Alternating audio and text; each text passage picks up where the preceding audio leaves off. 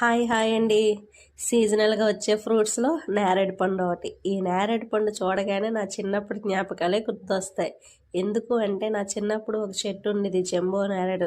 So ఆ పళ్ళు చాలా స్వీట్గా ఉండే, కానీ చెట్టు పైనుంచి కిందకి పడేసరికి మొత్తం ఇసుకే ఉండేది. సో ఇలా కాదని చెప్పి ఎర్లీ మార్నింగే లేచి ఇంకా నేరేడు పండు చెట్టు మీద ఉండి పళ్ళు తినేసి అప్పుడు కిందకి దిగేదాన్ని అనమాట.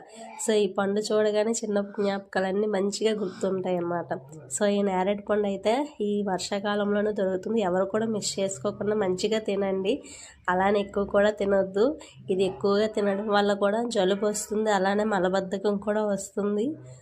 నేరేడు పండే కాదు, నేరేడు పండు పిక్క కూడా మన హెల్త్కి చాలా మంచిది. నేరేడు పండు పిక్కలు ఎండబెట్టేసి అవి పౌడర్ చేసుకొని థైరాయిడ్, అలానే పీరియడ్స్లో ఓవర్ బ్లీడింగ్ ఉన్నవాళ్ళు ఒక గ్లాస్ వాటర్లో ఒక స్పూన్ పౌడర్ కలుపుకొని తాగడం వల్ల ఆ సమస్యను అయితే క్లియర్ చేస్తుంది.